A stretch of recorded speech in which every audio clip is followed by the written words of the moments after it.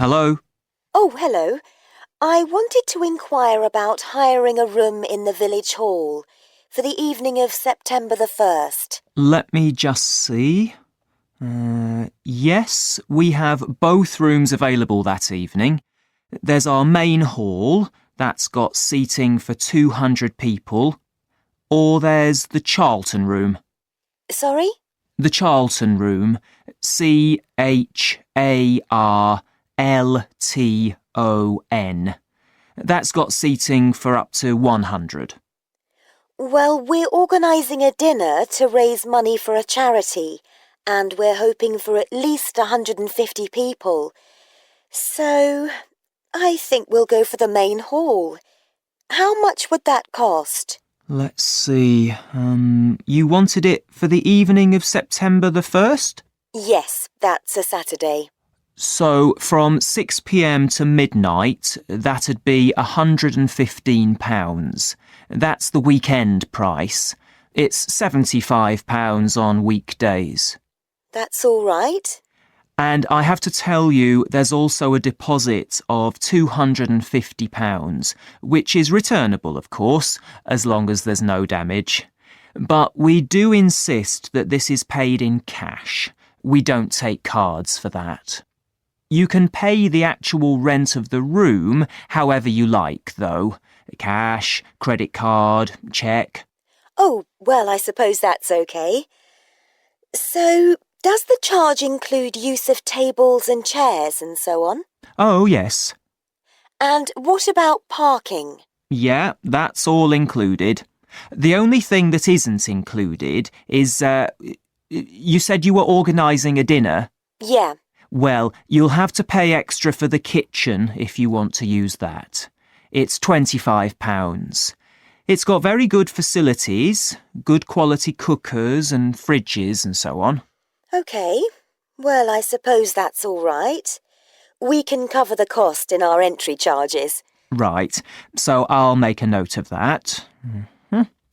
Now, there are just one or two things you need to think about before the event. For example, you'll have to see about getting a licence if you're planning to have any music during the meal. Oh, really? It's quite straightforward. I'll give you the details later on. And about a week or 10 days before your event, you'll need to contact the caretaker, that's Mr. Evans, to make the arrangements for entry. He'll sort that out with you. And do I give him the payment as well? No, you do that directly with me. Right. Now, is there anything I need to know about what happens during the event? Well, as you'll be aware, of course, the building is no smoking throughout. Of course. Now, are you having a band? Yes. Well, they'll have a lot of equipment, so rather than using the front door, they should park their van round the back and use the stage door there. You can open that from inside, but don't forget to lock it at the end. OK. And talking of bands, I'm sure I don't need to tell you this, but you must make sure that no one fiddles about with the black box by the fire door. That's a system that cuts in when the volume reaches a certain level. It's a legal requirement. Sure. Anyway, we want people to be able to talk to one another, so we don't want anything too loud. Oh, that reminds me. We'll be having speeches. Are there any microphones available? Yep, just let the caretaker know. He'll get those for you. Right, now, when the event is over, we do ask that the premises are left in good condition. So there's a locked cupboard, and you'll be informed of the code you need to open that. It's got all the cleaning equipment, brushes and detergent and so on. Right. So what do we need to do after everyone's gone? Sweep the floors, I suppose? Well, actually, they have to be washed, not just swept. Then you'll be provided with black plastic bags, so all the rubbish must be collected up and left outside the door. Of course. We'll make sure everything's left tidy. Oh, and I forgot to ask. I presume we can have decorations in the room? Yes, but you must take them down afterwards. Sure. And the chairs and tables should be stacked up neatly at the back of the room. I'll make sure I've got a few people to help me. Welcome to the Fiddy Working Heritage Farm. This open-air museum gives you the experience of agriculture and rural life in the English countryside at the end of the 19th century. So you'll see a typical farm of that period, and like me, all the staff are dressed in clothes of that time. I must give you some advice and safety tips before we go any further. As it's a working farm, please don't frighten or injure the animals. We have a lot here, and many of them are breeds that are now quite rare. And do stay at a safe distance from the tools. Some of them have sharp points, which can be pretty dangerous, so please don't touch them. We don't want any accidents, do we? The ground is very uneven, and you might slip if you're wearing sandals, so I'm glad to see you're all wearing shoes. We always advise people to do that. Now, children of all ages are very welcome here, and usually even very young children love the ducks and lambs, so do bring them along next time you come. I don't think any of you have brought dogs with you, but in case you have, I'm afraid they'll have to stay in the car park unless they're guide dogs. I'm sure you'll understand that they could cause a lot of problems on a farm. Now let me give you some idea of the layout of the farm. The building where you bought your tickets is the new barn immediately to your right. And we're now at the beginning of the main path to the farmland. And of course, the car park is on your left. The scarecrow you can see in the car park in the corner beside the main path is a traditional figure for keeping the birds away from crops. But our scarecrow is a permanent sculpture. It's taller than a human being, so you can see it from quite a distance. If you look ahead of you, you'll see a maze. It's opposite the new barn, beside the side path that branches off to the right, just over there. The maze is made out of hedges which are too tall for young children to see over them, but it's quite small, so you can't get lost in it. Now, can you see the bridge crossing the fish pool further up the main path? If you want to go to the cafe, go towards the bridge and turn right just before it. Walk along the side path and the cafe's on the first bend you come to. The building was originally the schoolhouse, and it's well over 100 years old.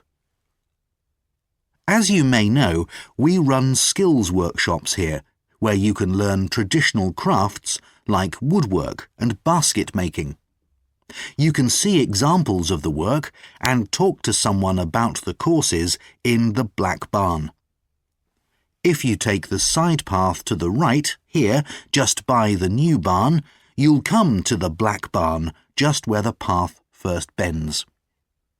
Now, I mustn't forget to tell you about picnicking, as I can see some of you have brought your lunch with you. You can picnic in the field, though do clear up behind you, of course. Or if you'd prefer a covered picnic area, there's one near the farmyard, just after you cross the bridge. There's a covered picnic spot on the right. And the last thing to mention is Fiddy House itself. From here you can cross the bridge, then walk along the footpath through the field to the left of the farmyard. That goes to the house, and it'll give you a lovely view of it. It's certainly worth a few photographs, but as it's a private home, I'm afraid you can't go inside. Right, well, if you're all ready, we'll set off on our tour of the farm. OK, Greg. So I finally managed to read the article you mentioned, the one about the study on gender in physics. About the study of college students done by Akira Miyake and his team. Yeah, I was interested that the researchers were actually a mix of psychologists and physicists. That's an unusual combination. Yeah, I got a little confused at first about which students the study was based on. They weren't actually majoring in physics, they were majoring in what's known as the STEM disciplines.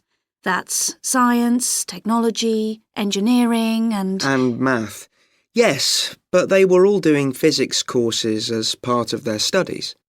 That's correct. So, as I understood it, Miyake and co. started from the fact that women are underrepresented in introductory physics courses at college, and also that, on average, the women who do enrol on these courses perform more poorly than the men. No one really knows why this is the case. Yeah, but what the researchers wanted to find out was basically what they could do about the relatively low level of the women's results. But in order to find a solution, they needed to find out more about the nature of the problem. Right. Now, let's see if I can remember. It was that in the physics class, the female students thought the male students all assumed that women weren't any good at physics. Was that it? And they thought that the men expected them to get poor results in their tests. That's what the women thought, and that made them nervous, so they did get poor results. But actually, they were wrong. No one was making any assumptions about the female students at all. Anyway, what Miyake's team did was quite simple, getting the students to do some writing before they went into the physics class. What did they call it? Values affirmation. They had to write an essay focusing on things that were significant to them, not particularly to do with the subject they were studying, but more general things like music or people who mattered to them. Right.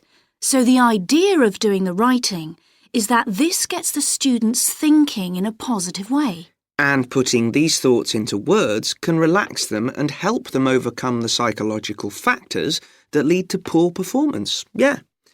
But what the researchers in the study hadn't expected was that this one activity raised the women's physics grades from the C to the B range. A huge change. Pity it wasn't to an A, but still. No, but it does suggest that the women were seriously underperforming beforehand in comparison with the men. Yes. Mind you, Miyake's article left out a lot of details, like did the students do the writing just once or several times? And had they been told why they were doing the writing? That might have affected the results. You mean if they know the researchers thought it might help them to improve, then they just try to fulfill that expectation? Exactly. So anyway, I thought for our project we could do a similar study, but investigate whether it really was the writing activity that had that result. OK, so we could ask them to do a writing task about something completely different, something more factual, like a general knowledge topic. Maybe. Or we could have half the students doing a writing task and half doing something else, like an oral task. Or even half do the same writing task as in the original research and half do a factual writing task. Then we'd see if it really is the topic that made the difference or something else. That's it. Good. So, at our meeting with the supervisor on Monday, we can tell him we've decided on our project. We should have our aims ready by then. I suppose we need to read the original study. The article's just a summary. And there was another article I read by Smolinski. It was about her research on how women and men perform in mixed teams in class, compared with single-sex teams and on their own. Let me guess. The women were better at teamwork. That's what I expected. But actually, the men and the women got the same results, whether they were working in teams or on their own. But I guess it's not that relevant to us. What worries me, anyway, is how we're going to get everything done in the time. We'll be okay now we know what we're doing. Though I'm not clear how we assess whether the students in our experiment actually make any progress or not. No, we may need some advice on that. The main thing's to make sure we have the right size sample, not too big or too small. That shouldn't be difficult. Right, what do we need to do next? We could have a look at the timetable for the science classes, or perhaps we should just make an appointment to see one of the science professors. That'd be better. Great, and we could even get to observe one of the classes.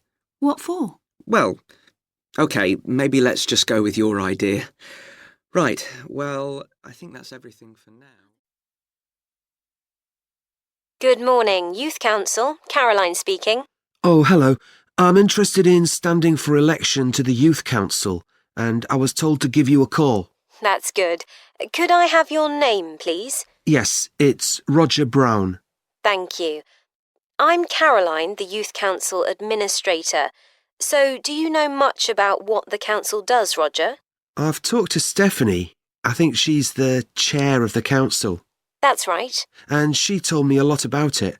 How it's a way for young people to discuss local issues, for example, and make suggestions to the town council. That's what made me interested. Fine. Well, let me take down some of your details. First of all, how old are you? You know the council is for young people aged from 13 to 18. I've just turned 18. And where do you live, Roger? Well, that's a bit complicated.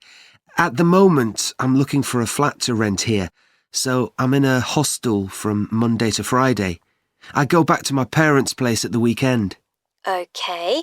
So where's the best place to send you some information about the council? Oh, to my parents' address, please. That's 17 Buckley Street, Buckleigh Street, Stamford, Lincolnshire.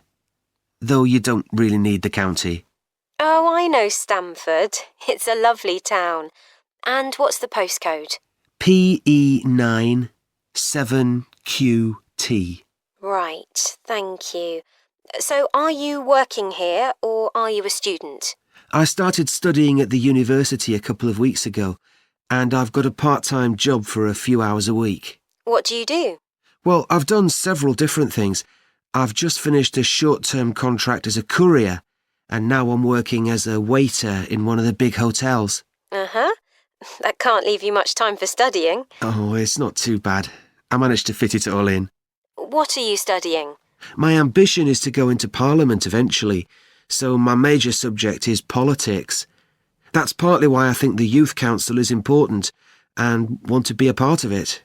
And I suppose you're also taking a minor subject, aren't you? I know a lot of people study economics too. I chose history. To be honest, I'm not finding it as interesting as I expected.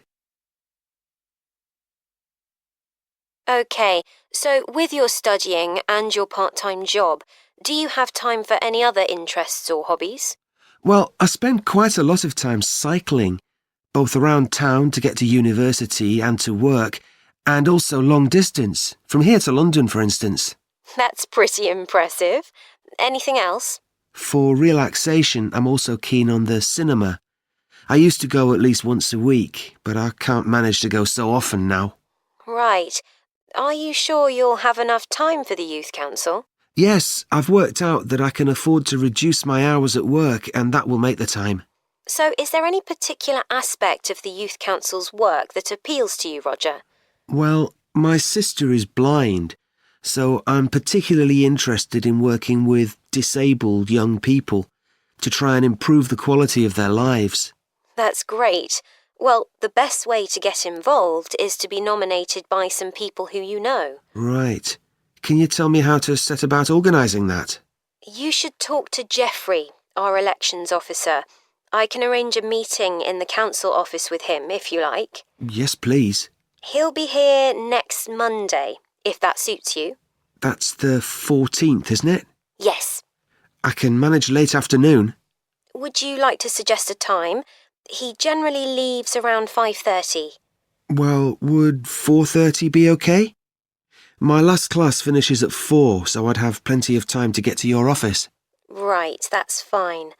Oh, and could I have a phone number we can contact you on? Yes, my mobile number's 07788 136711. Thank you. Well, we'll look forward to seeing you next week. Thanks very much. Goodbye. Bye. Hi, great to see you. I'm Jodie, and I'll be looking after both of you for the first month you're working here at the Amersham Theatre. I'll tell you something about the theatre now, then take you to meet two of the other staff. It's an old building, and it's been modernised several times. In fact, as you can see, we're carrying out a major refurbishment at the moment. The interior has just been repainted, and we're about to start on the exterior of the building. That'll be a big job. The work's running over budget, so we've had to postpone installing an elevator. I hope you're happy running up and down stairs. When the theatre was built, people were generally slimmer and shorter than now, and the seats were very close together. We've replaced them with larger seats, with more legroom. This means fewer seats in total, but we've taken the opportunity to install seats that can easily be moved to create different acting spaces. We've also turned a few storerooms over to other purposes, like using them for meetings. We try hard to involve members of the public in the theatre. One way is by organising backstage tours, so people can be shown round the building and learn how a theatre operates. These are proving very popular. What we're finding is that people want to have lunch or a cup of coffee while they're here, so we're looking into the possibility of opening a cafe in due course. We have a bookshop which specialises in books about drama, and that attracts plenty of customers. Then there are 2 large rooms that will be decorated next month, and they'll be available for hire, for conferences and private functions, such as parties. We're also considering hiring out costumes to amateur drama clubs. Now I want to tell you about our workshops. We recently started a programme of workshops that anyone can join. Eventually, we intend to run courses in acting, but we're waiting until we've got the right people in place as trainers. That's proving more difficult than we'd expected. There's a big demand to learn about the technical side of putting on a production, and our lighting workshop has already started with great success. We're going to start one on sound next month. A number of people have inquired about workshops on makeup, and that's something we're considering for the future. A surprise success is the workshop on making puppets. We happen to have someone working here who does it as a hobby, and she offered to run a workshop. It was so popular, we're now running them every month. Now, a word about the layout of the building. The auditorium, stage and dressing rooms for the actors are all below ground level. Here on the ground floor, we have most of the rooms that the public doesn't see. The majority are internal, so they have windows in the roof to light them. Standing here in the foyer, you're probably wondering why the box office isn't here, where the public would expect to find it. Well, you might have noticed it on your way in. Although it's part of this building, it's next door, with a separate entrance from the road. For the theatre manager's office, you go across the foyer and through the double doors. Turn right, and it's the room at the end of the corridor, with the door on the left. The lighting box is where the computerised stage lighting is operated, and it's at the back of the building. When you're through the double doors, turn left, turn right at the water cooler, and right again at the end. It's the second room along that corridor. The lighting box has a window into the auditorium, which of course is below us. The artistic director's office is through the double doors, turn right, and it's the first room you come to on the right-hand side. And finally, for the moment, the room where I'll take you next, the relaxation room. So, if you'd like to come with me. I've brought my notes on our biology field trip to Rocky Bay, Colin, so we can work on our report on the research we did together. OK. I've got mine too. Let's look at the aims of the trip first. Right. What did you have? I just put something about getting experience of the different sorts of procedures used on a field trip. But we need something about what causes different organisms to choose particular habitats. I agree. And something about finding out how to protect organisms in danger of dying out. In our aims? But we weren't really looking at that. I suppose not. OK, now there's the list of equipment we all had to bring on the field trip. What did they tell us to bring a ruler for? It was something about measuring the slope of the shore. But of course we didn't need it because we were measuring wind direction and we'd brought the compass for that. But not the piece of string to hold up in the air. Didn't Mr. Blake make a fuss about us leaving that behind? Yeah, he does go on. Anyway, it was easy to get one from another of the students. Now, the next section's the procedure. I sent you the draft of that. Yeah, it was clear, but I don't think we need all these details of what time we left and what time we got back and how we divided up the different research tasks. OK, I'll look at that again. Then we have to describe our method of investigation in detail. So let's begin with how we measured wave speed. I was surprised how straightforward that was.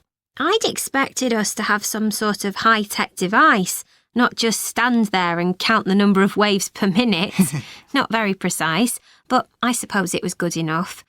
But the way we measured the amount of salt was interesting. In the water from the rock pools? Yeah.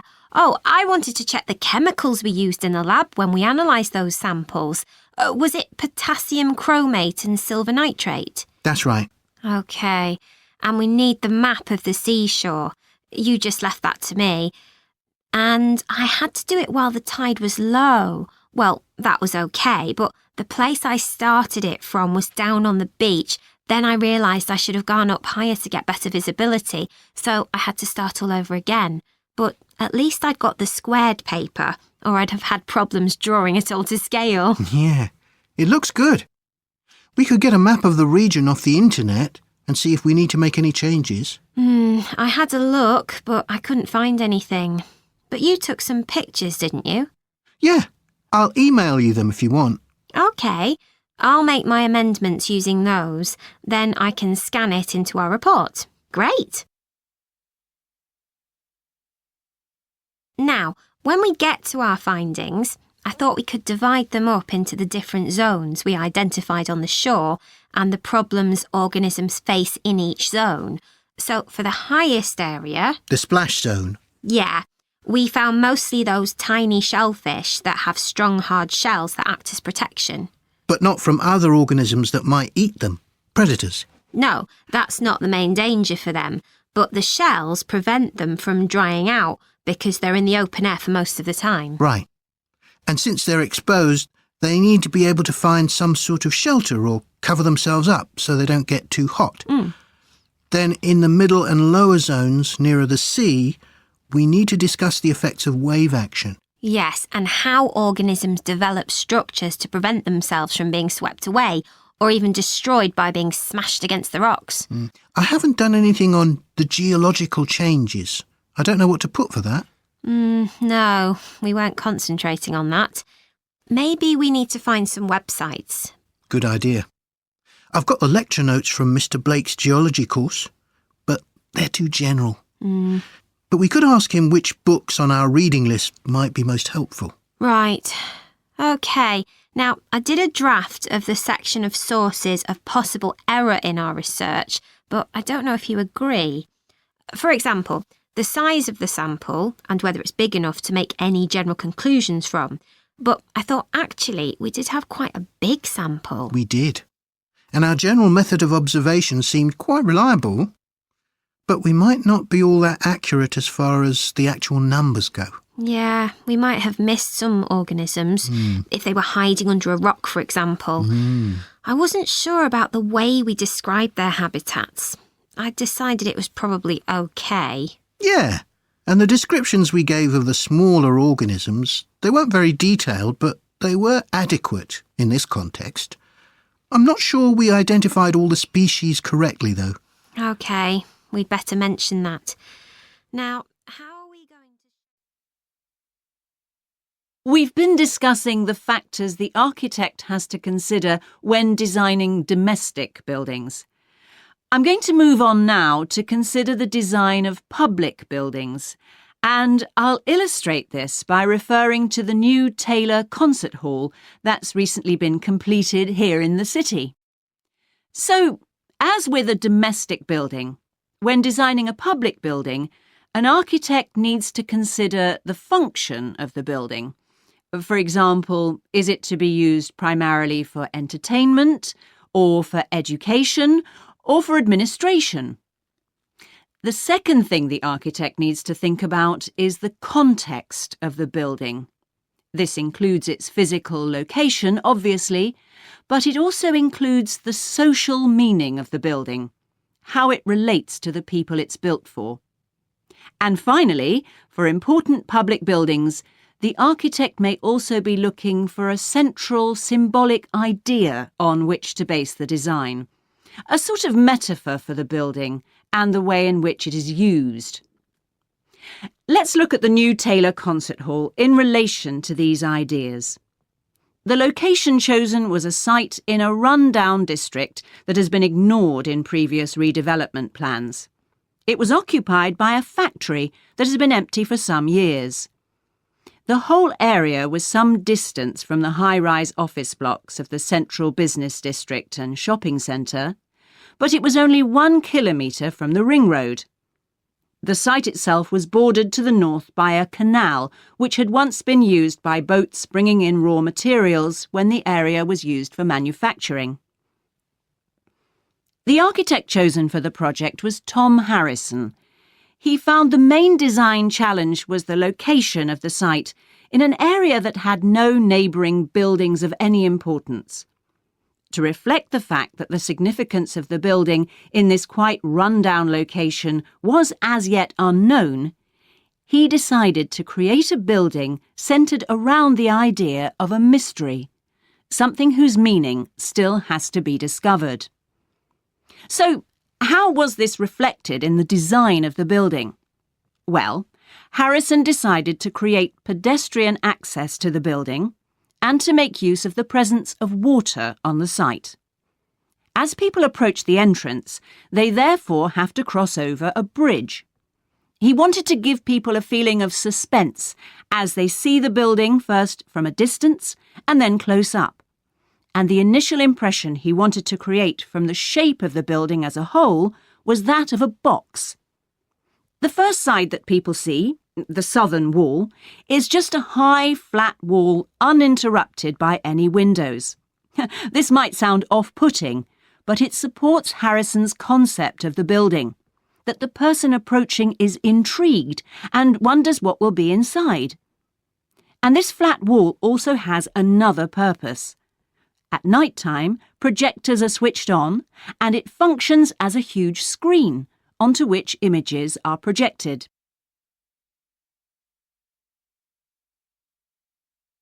The auditorium itself seats 1,500 people. The floors supported by 10 massive pads. These are constructed from rubber and so are able to absorb any vibrations from outside and prevent them from affecting the auditorium. The walls are made of several layers of honey-coloured wood, all sourced from local beech trees. In order to improve the acoustic properties of the auditorium and to amplify the sound, they are not straight, they are curved. The acoustics are also adjustable according to the size of orchestra and the type of music being played. In order to achieve this, there are 9 movable panels in the ceiling above the orchestra, which are all individually motorised. And the walls also have curtains which can be opened or closed to change the acoustics. The reaction of the public to the new building has generally been positive. However, the evaluation of some critics has been less enthusiastic. In spite of Harrison's efforts to use local materials, they criticise the style of the design as being international rather than local, and say it doesn't reflect features of the landscape or society for which it is built. Hello, Pembroke Cycling Holidays. Bob speaking. Oh, hello.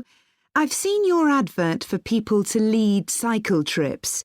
Are you the right person to speak to? Yes, I am. Could I have your name, please? It's Margaret Smith.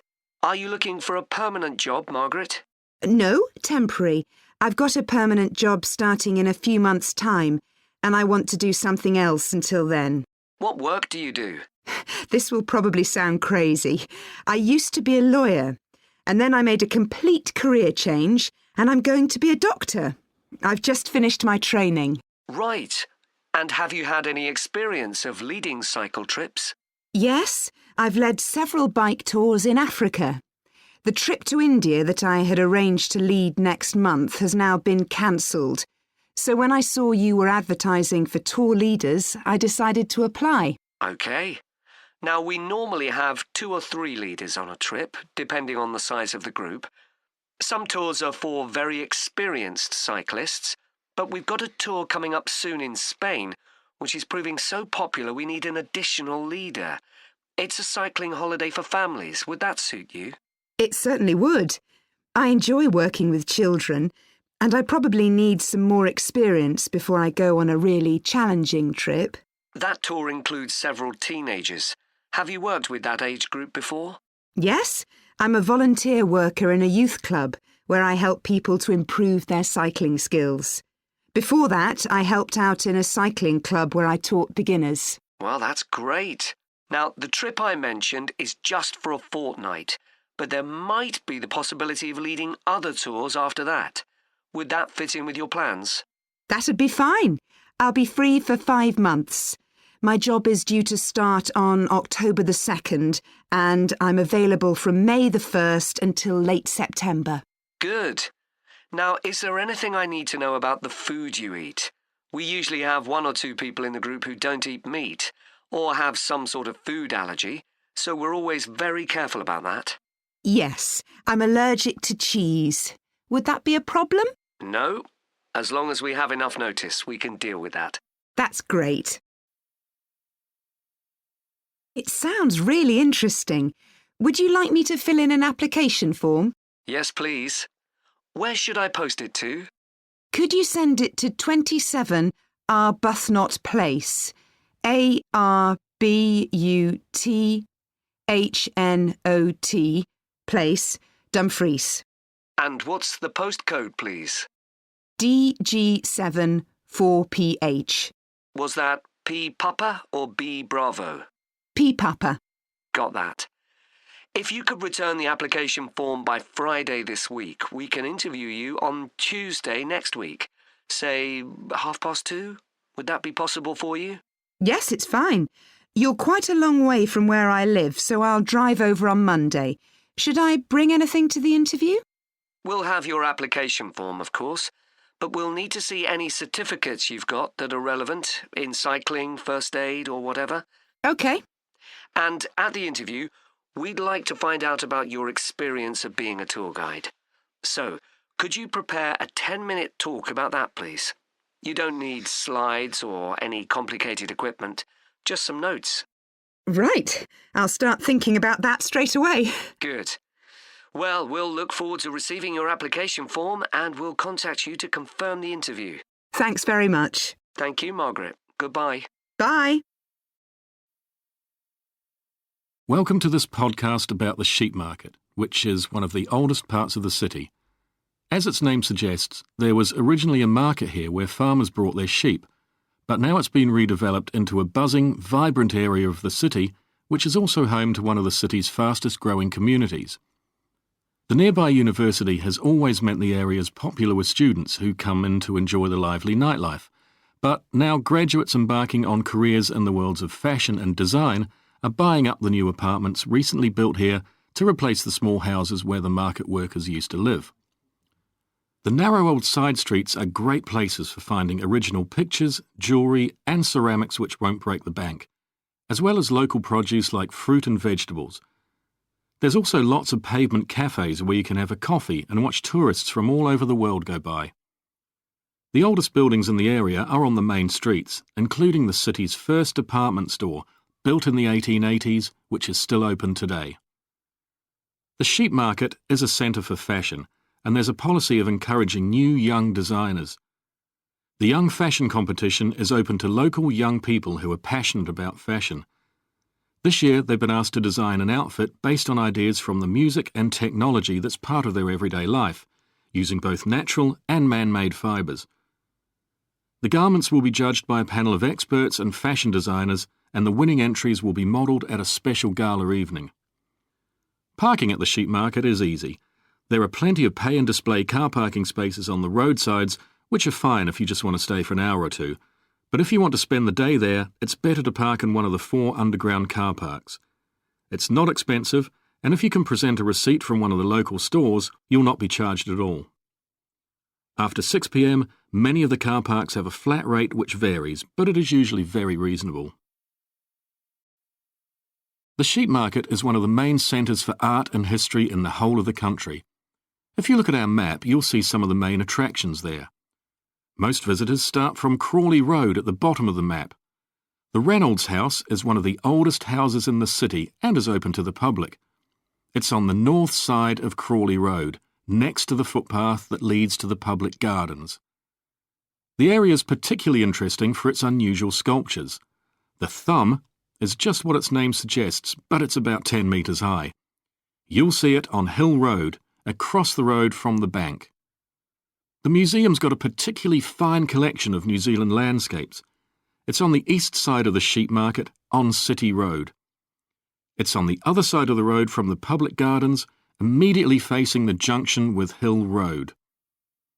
The Contemporary Art Gallery is on a little road that leads off Station Square, not far from the public gardens. The road ends at the gallery. It doesn't go anywhere else. That's open every day except Mondays. The Warner Gallery specialises in 19th century art. It's on City Road, near the junction with Crawley Road, on the same side of the road as the public gardens. It's open on weekdays from 9 to 5 and entry is free. Finally, if you're interested in purchasing high-quality artwork, the place to go is Nucleus. You need to go from Crawley Road up through Station Square and east along Hill Road until you get to a small winding road turning off. Go up there and it's on your right. If you get to City Road, you've gone too far. Joe, you know I'm giving a presentation in our film studies class next week? Yes. Well, could we discuss it? I could do with getting someone else's opinion. Of course, Katie. What are you going to talk about? It's about film adaptations of Shakespeare's plays. I've got very interested in all the different approaches that film directors take. So I thought I'd start with Giannetti, who's a professor of film and literature, and in one of his books he came up with a straightforward classification of film adaptations based on how faithful they are to the original plays and novels. Right. I've already made some notes on that, so I just need to sort those out before the presentation. I thought that next I'd ask the class to come up with the worst examples of Shakespeare adaptations that they've seen, and to say why. That should be more fun than having their favourite versions. Yes, I can certainly think of a couple. Right. Next, I want to talk about Rachel Malco. I came across something on the internet about her work on film adaptations, and I was thinking of showing some film clips to illustrate her ideas. Will you have enough time, though, both to prepare and during the presentation? After all, I doubt if you'll be able to find all the clips you want. Perhaps you're right. OK, well, I'd better do some slides instead, saying how various films relate to what she says. That should encourage discussion. Next, I want to say something about how plays may be chosen for adaptation because they're concerned with issues of the time when the film is made. You mean things like patriotism or the role of government? Exactly. It's quite tricky, but I've got a few ideas I'd like to discuss. And finally, I want to talk about a few adaptations that I think illustrate a range of approaches and make some comments on them. Do you know the Japanese film Ran? I haven't seen it. It was based on Shakespeare's King Lear, wasn't it? That's right. It was a very loose adaptation, using the same situation and story but moving it to 16th century Japan instead of 16th century Britain. So, for example, the king's daughters become sons, because in Japanese culture at that time, women couldn't succeed to the throne. OK, I hope you're going to talk about the 1993 film of Much Ado About Nothing. I think that's one of the best Shakespeare films. It really brings the play to life, doesn't it? Yes, I agree. And I think filming it in Italy, where the play is set, makes you see what life was like at the time of the play. Absolutely.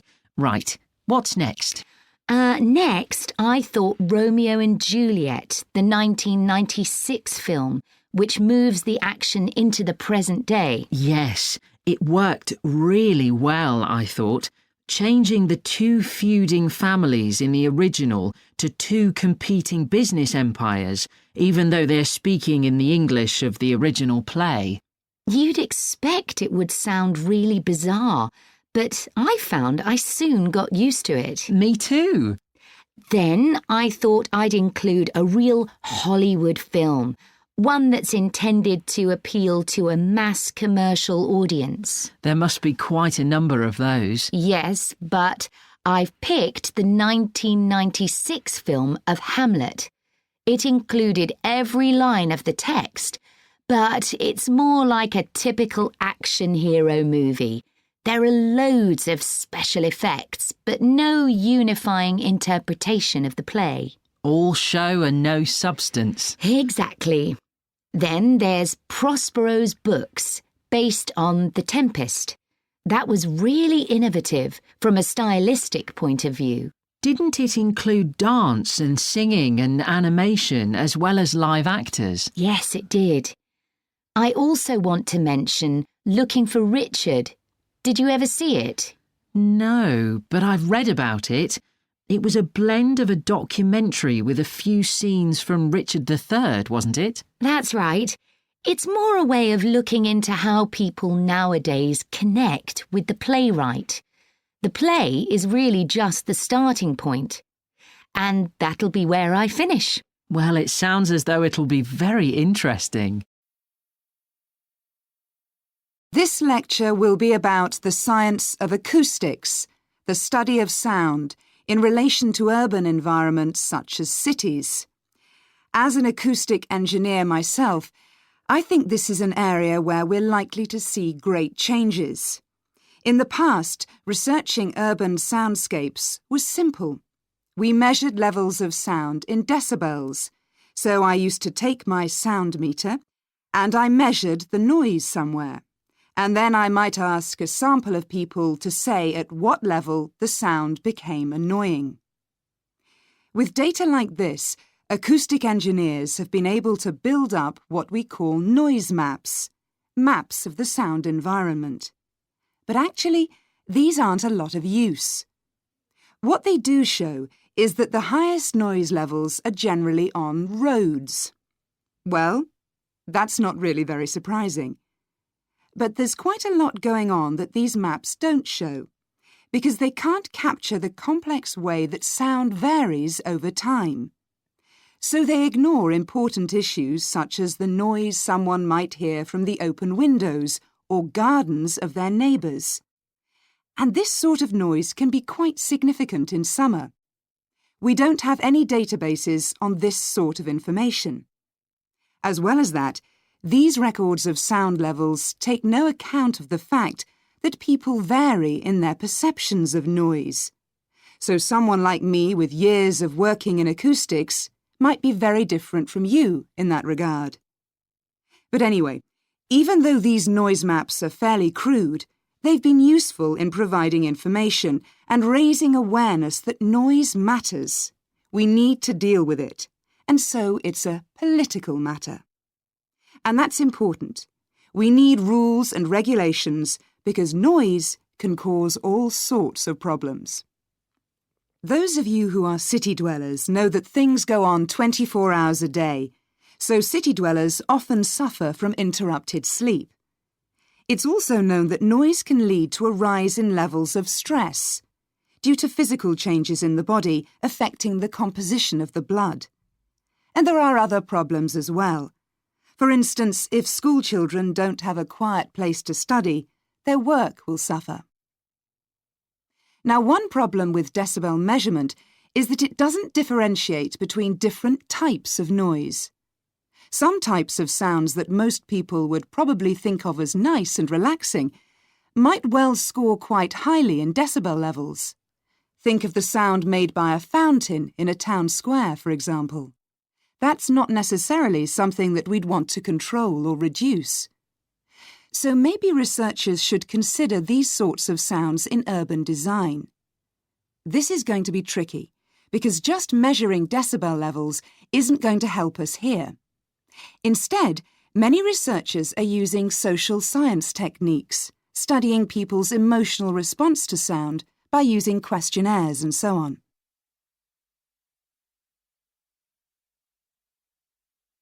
So what exactly do people want to hear in an urban environment? Some recent interdisciplinary research has come out with results that at first sight seem contradictory. A city needs to have a sense of activity, so it needs to be lively, with sounds like the clack of high heels on a pavement or the hiss of a coffee machine. But these mustn't be too intrusive, because at the same time we need to be able to relax. One of the major problems in achieving this will be getting architects and town planners to use the research. Apart from studying the basics of acoustics, these people receive very little training in this area. But in fact, they should be regarding sound as an opportunity to add to the experience of urban living, whereas at present they tend to see it as something to be avoided or reduced as far as possible, or something that's just a job for engineers, like the street drainage system. What's needed is for noise in cities to be regarded as an aesthetic quality, as something that has the qualities of an art form. If we acknowledge this, then we urgently need to know what governs it and how designers can work with it. We need to develop a complex understanding of many factors. What is the relationship between sound and culture? What can we learn from disciplines such as psychology about the way that sound interacts with human development and social relationships, and the way that sound affects our thoughts and feelings? Can we learn anything from physics about the nature of sound itself? Today's powerful technologies can also help us. To show us their ideas and help us to imagine the effect their buildings will have, architects and town planners already use virtual reality, but these programs are silent. In the future, such programs could use realistic sounds, meaning that soundscapes could be explored before being built. So hopefully, using the best technology we can lay our hands on, the city of the future will be a pleasure to the ears as well as the eyes.